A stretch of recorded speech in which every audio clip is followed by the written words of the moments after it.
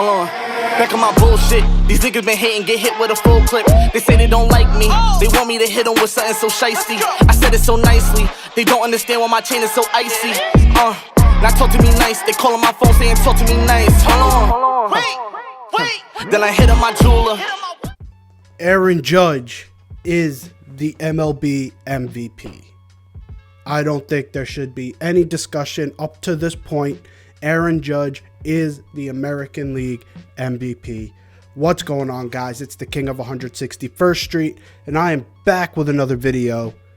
And we got a lot to talk about here because this Baltimore series has exposed more than just how good the Yankees are. So let's get into it. First, I'm going to go over the last two games. The Yankees have been firing on all cylinders. Last night, Aaron Judge had a multi-homer game along with a 4-hit game. Was a triple away from the cycle and should have had that triple if it wasn't for, the wall in left field. And I don't like people who compare the Yankees' short porch to this Orioles pushed back wall, because Yankee Stadium, at least its dimensions look okay. It's not like it interferes much with the play. Yes, there are a few balls that get out that maybe wouldn't go out in other ballparks. But in Baltimore, it's literally just a shoved back wall, which is also dangerous for fielders because of those corners that it creates. It creates those 90-degree angle corners at the edges of each wall. And it becomes an injury risk in that regard, because if a player's running towards the ball, hits into that corner, they're going down. So that wall, that pushed back wall, is egregious. And it robbed Judge of a homer and technically of a triple. But either way, still had a 2-homer game and had a 4-hit game. Like I said, he is the MVP so far. Number 1 in the league in homers with 14. The next up behind him is 12 with Yordan Alvarez. And the Yankees have 3 people in the top 5, with Anthony Rizzo and Giancarlo Stanton being 4 and 5. This Yankees team has been firing on all cylinders, but I don't want to talk about how great the Yankees have been this series for this episode, for the sole fact that, 1, we expected it. This is Baltimore. And 2, we're going to have Friday's episode where they're going to actually play someone. And we'll see what happens after this series. If we get a sweep, I will talk extensively about how great the Yankees have been. But I really wanted to bring up a topic that really came to my mind last night while I was watching this Baltimore team. If I say the name Brandon Hyde, do any of you guys know who that is? I don't think so, because he is managing one of the worst organizations in baseball, the Baltimore Orioles. He has been managing since, I think, 2019. So legit, almost towards the start of this sort of, we're going to tank down to the bottom and ride that out until we get Adley Rutschman up and maybe one other guy, and then we'll start to go up on an upswing. That's when Brandon Hyde was hired. And Brandon Hyde, after only a couple seasons of being a manager, already has a 110-loss season on his resume. He's most likely going to get another one this season. And yet, when the Orioles actually start to compete, the one difference of this team will be Brandon Hyde will no longer be the manager of this team. And it's sort of this is one of the main reasons why tanking is so egregious and terrible. Because now all of these losses are going on this guy's resume. These losses aren't going on fully the team's resume because people are still going to come to the team. No one is going to hire Brandon Hyde after this. No one. You're going to look at his resume and say, 210 lost seasons, what's the upside of me bringing him in?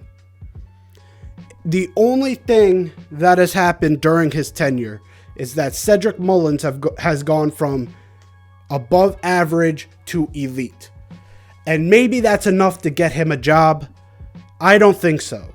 And I think it's truly unfair to Brandon Hyde that, and any coach who's in this scenario, the Reds manager, the Pirates manager, all these guys are getting the short end of the stick because their team wants to lose.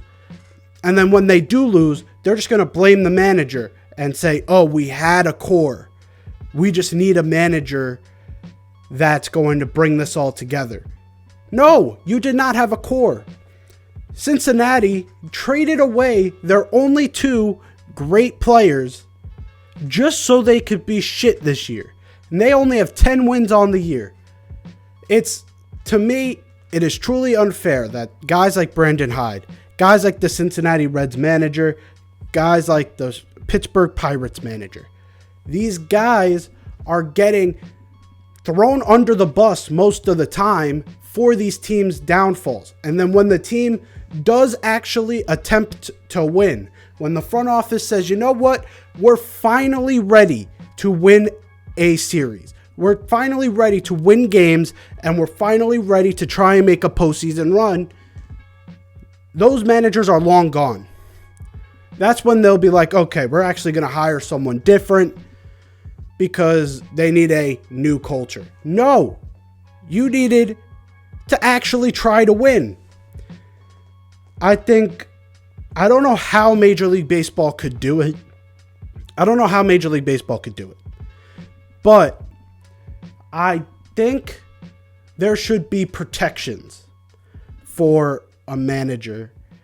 In theory, it makes sense to where Major League Baseball gets to, or any league, so let's say the NBA, gets to decide back in 2012, 2013, that Philadelphia intentionally tried to lose games, and that means that the manager gets that year added back onto his contract. And I know there's a lot of people saying, well, can't they just fire him anyway? Yes, but if their contract comes up, they don't get extra pay when they get fired. If that extra year gets added on and then they want to fire him, they have to pay that salary. So, at the very least, if that coach is going to get fired, once the Major League Baseball deems it was that they were losing, they would at least have to pay him to get out. And I know that sounds good in theory, but would not work out in real life. That's more of a fantasy thing because there's always going to be people who abuse that power. And then where do you draw the line? Do you draw the line at just missing the playoffs, or there's a lot of things that would hold that up. I just feel really bad for guys like Brandon Hyde, guys like the manager in Cincy, Pittsburgh, like I keep saying, that once this team tries to win, they will not have a job. And they will most likely never get a job again because they were brought in to be the scapegoat. That's my rant. hopefully you guys enjoyed. I know not much on the Yankees today, but again, I brought up in the beginning, Aaron Judge, MVP. We're going to talk more about Yankees baseball on Friday. I just thought because we're supposed to beat Baltimore, we don't really need to do full recaps on those games. We're doing what we're supposed to do. If you want my opinion on one thing, Chapman is starting to scare me a little bit more than he was earlier in the year, and I hope he gets that figured out. But hopefully you enjoyed my discussion on managers and on tanking teams. If you did, leave a like down below.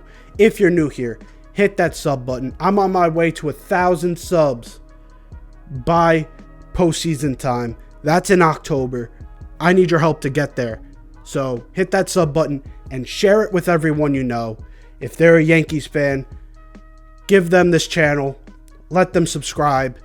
And with that being said, I'm out of here. Peace.